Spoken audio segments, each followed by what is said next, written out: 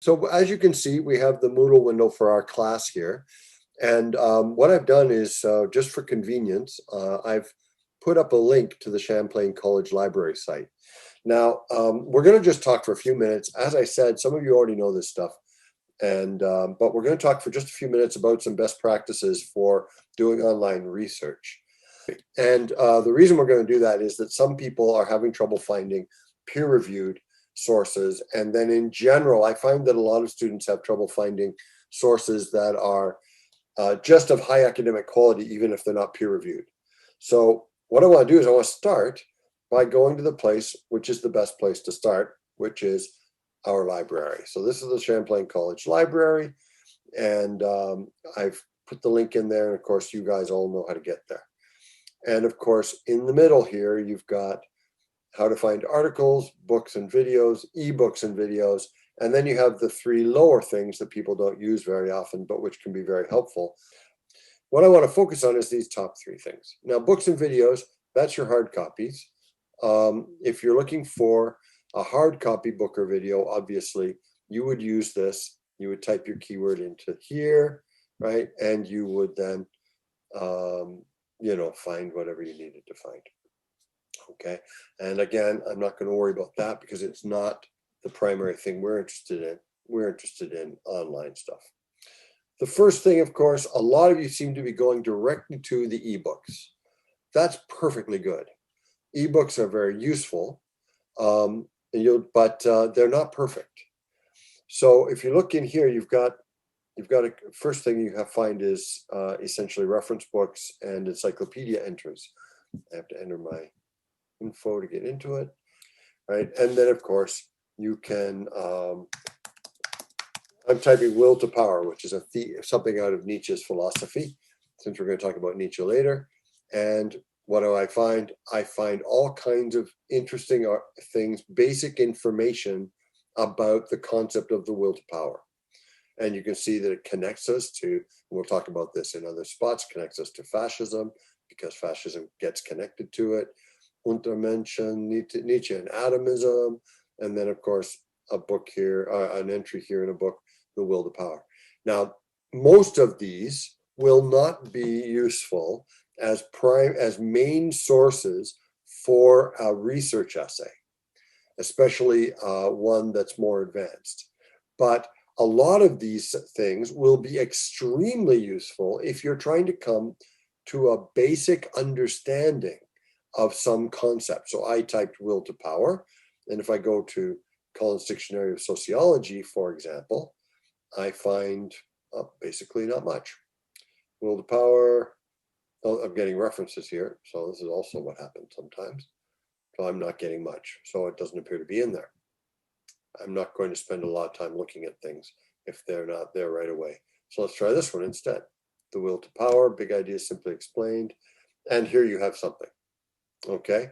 And this is going to give you some basic ideas about the will to power. Tells you where it's coming from, before it, then Schopenhauer, these are influences, and then the effect it had. And then you've got a graphic here that helps you understand a little bit about Nietzsche, some key works of Nietzsche, and then some things about Nietzsche here. Okay. Now, just glancing at this, I'm going to say that probably all of this is relevant to the concept of the will to power, but not all of this is directly about the will to power, because you want to have context for that concept. But you wouldn't use this little article here as a main research source for an advanced level research essay, and it certainly wouldn't be put in as though it were a peer-reviewed source. Instead, you would use this kind of a source to get a basic idea of this concept, right? And so you would read this section here, right? Called Will to Power. You'd look at this, you try to use it to understand, you'd read around it as well. So you'd read the other things as well, but you wouldn't focus it. And that's going to be true of just about everything in this particular source. So I'm going to go back to the library. Okay, if it'll let me. All right, just going to go back to the library this way. Okay, so that's the first thing. And we're looking at books and videos again, of course, then you have, I find ebook central to be the one that's most useful. And if I do Will to Power here, it's probably, yep, it found, okay, but here's the problem. I just typed Will to Power. This does not look like a book about Nietzsche, right? This does not look like a book about Nietzsche. And then the problem as well is, of course, it found the book Will, or the word Will, and it found the book Power, the word Power, and it's giving you any book title or book description that has the word power or the word will. And we're just lucky that it's not also finding everything that has the word to. So to get around that, I might do this. And that then limits it a bit more, because now I'm only finding things that have to do with the idea of will to power. And so somewhere in these works, you're going to have the expression will to power. But you'll notice again, Girls' Guide to Power and Success, The Future of Power is Changing Nature, Power in Contemporary Politics, Manifesting Power. I'm not finding anything right away in these books that looks to me like I've found something good. So I'm going to need to, first of all, look at the chapter results to see if there's anything in the chapter results specifically that talks about Nietzsche. Okay, and I'm again not finding it. So there's something about this expression that isn't allowing me to find what I want to find. So I would probably type Will to Power and also type Nietzsche, and I would probably end up doing an advanced search, right, by clicking on that link, and I would then probably put in the keywords Will to Power if I was doing something on that, and then I would probably look for, well, not author, so I'd probably look, just also write Nietzsche if I'm looking for secondary sources, and I would hope to find it. And I'm going to want it to be owned and subscribed to by my library. So I'm probably going to want to click this one. It doesn't need to be unlimited print copy and download if you're willing to read it online. That's at least how I use this. Now, let's go back again. And let's look. And there are, of course, you can use the other things in the ebooks here. You can use Gale. Gale has excellent stuff. JSTOR Essentials Collection is something that I sometimes have a problem with, but access provided by our college. So you can do a search here. And what do you find? Right, you're going to find probably more. I just did the same thing. See, it just gave me power, power, power, even though it appears to be looking for the entire expression, right? But here I've got something better already. I've got on Nietzsche's doctrine of the will to power in the Philosophical Review, right? A Philosophical Review is a good source. I don't know anything about this article, and it was published in 1919. So, it's probably an introductory article, or at least it's a very old article. In philosophy, the good news is older articles are sometimes just fine, depending on what you're doing with them. So don't neglect the other things like the JSTOR. By the way, I notice that we found the JSTOR thing under electronic books, right? But that didn't get us to an electronic book. So it's worth noticing that sometimes you're going to find that elsewhere. You can look in articles now, of course. And if you're doing, and here you have it again, JSTOR Essentials Collection, and you have these two, Academic OneFile and ProQuest Research Library. I recommend using both of them. These are both excellent sources, as is the JSTOR Essentials Collection. Okay, as are all of these, but for our purposes, these are really, really good. Okay, so you go to ProQuest, you want to find, if you're looking for a peer-reviewed article, then before you type anything up here, you're always going to make sure it's limited to full text, because if it isn't, you don't necessarily have access to the full text. You could waste your time by looking at things you can't read, but be sure to click on peer-reviewed. Okay, if you don't click on peer-reviewed, you can't guarantee that what you get is actually going to be peer-reviewed. And even when you do click on peer-reviewed, sometimes it's going to make a mistake. Okay, but and I'm going to type will to power in quotation marks, and it's going to get us to here, and you'll notice here I've found the expression will to power, which makes it much, much, much more likely that I'm going to encounter Nietzsche's concept if I'm using peer-reviewed sources. And then I can also say source type, I'm going to eliminate magazines. I'm going to only use scholarly journals, okay? And so now I've got scholarly journals, full text, peer-reviewed, and I found, and on will to power, which is a popular topic, I guess, I've got 2,866 results. So this is the other thing. You're probably going to want to whittle it down a bit. So if you know, that's why you do the earlier research to learn about the will to power, because if you know what it is about the will to power that you're interested in, then you can then add that, you know, like this, and fascism, for example, right? And now I've got one thing, right? So, you know, and maybe I'll take that out and see, I've got one thing here, right? So that might be, and that might not be enough for me. So I might have to do a broader search than that. Okay.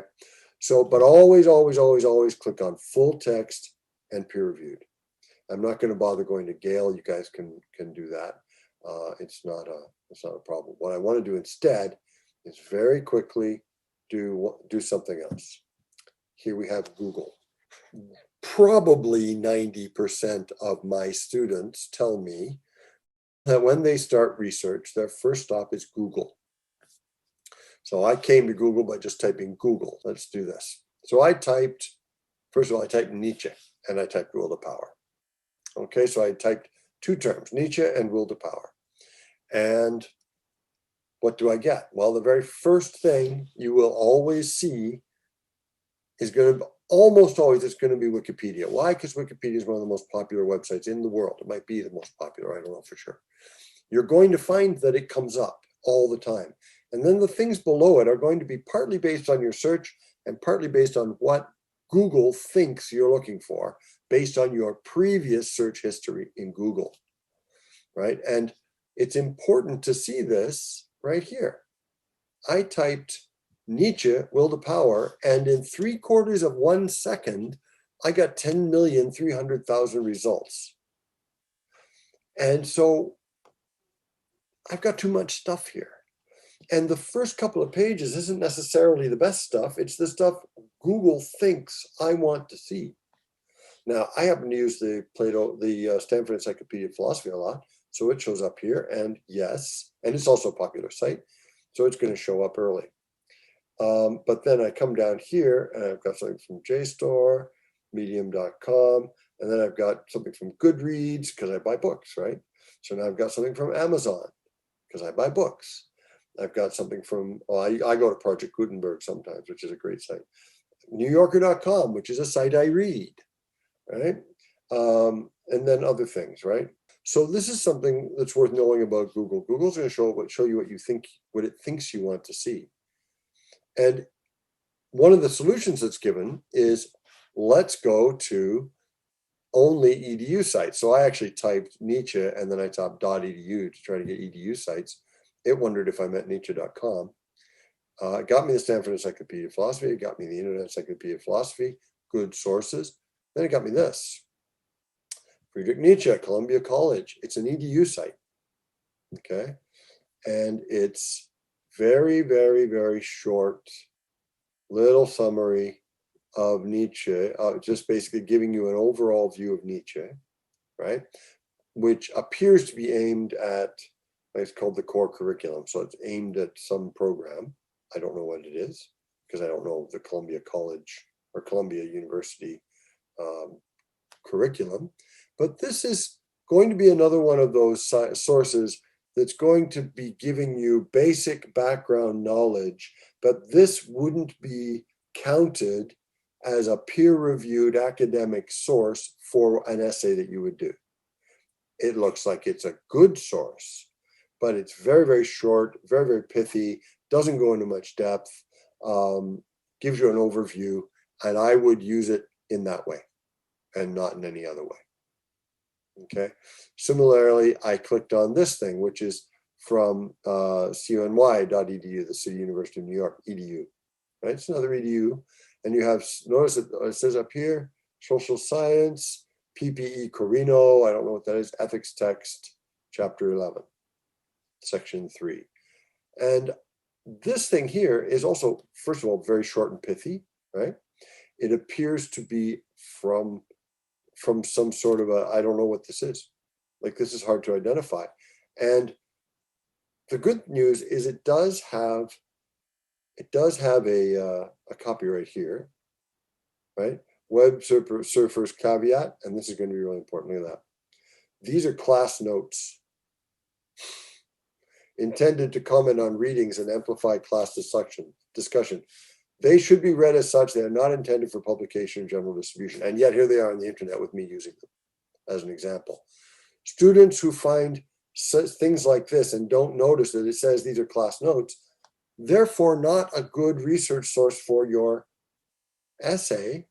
Well, you know, they're going to use this, and this might all be perfect. I've never read this webpage. I don't know anything about this webpage.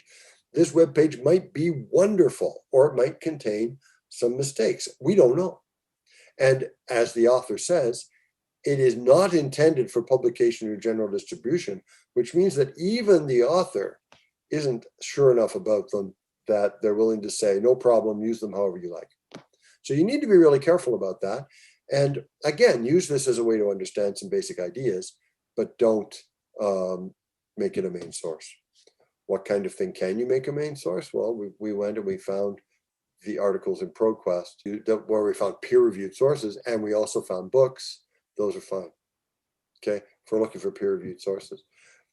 If we're looking for good sources, well, here we have philosophy pages. Philosophy pages tends to be quite good, right? Again, really short, not a peer-reviewed source, but quite good. If we're looking for the Stanford Encyclopedia of Philosophy, right? If I go in here, you can see what kinds of sources I've done. You know, John Stuart Mill, Aristotle Politics. These are some things that I've looked at. You can look at their table of contents and just browse it, right? And you can see, and every single article in here is signed. And for our purposes, I would count it as peer-reviewed. I don't know what the peer review process is at the Stanford Encyclopedia of Philosophy. You could probably find out. But these are all excellent. They're all signed. They all go through review. They are all considered to be valuable and worthwhile. And some of them are written by really major scholars in the field. So Stanford Encyclopedia of Philosophy, absolutely wonderful. The Internet Encyclopedia of Philosophy, also extremely good. Okay, and when you find, let's just look at this featured article that's here, right, on Immanuel Kant. And you'll notice it's very, very detailed, very complex, very complete, right? And this is, again, a source that's always going to be accepted as good. They are also always signed. You want to find sources like these for high-level academic work. You don't want to find other stuff. You got to be careful. You got to read. You got to see what's going on. An EDU site is sometimes going to just give you, for example, a student essay that some students decided to put up. Might have been a first-year undergraduate who had a web page on the university site and posted their essay. Or maybe their department thought that it was one of the best essays in the first year. And so they put it up on the website to show it off. That's a first-year essay is going to be an essay by a student is at the same level as you, more or less. You don't want to use that as a source for your research, but you might use it as a source for sources, as a source for bibliography that you can then use to do further research and that kind of thing. And it can also be an introduction to the basic ideas. So I wanted to show you guys this stuff because, as I say, some of you have already got it and you're good, no problem. You're doing just fine. Others of you still need to have some help with it, and that's why I'm going through it there. And I'm going to stop the recording now, unless you'd like to ask a question that you don't mind having recorded, in which case, go for it.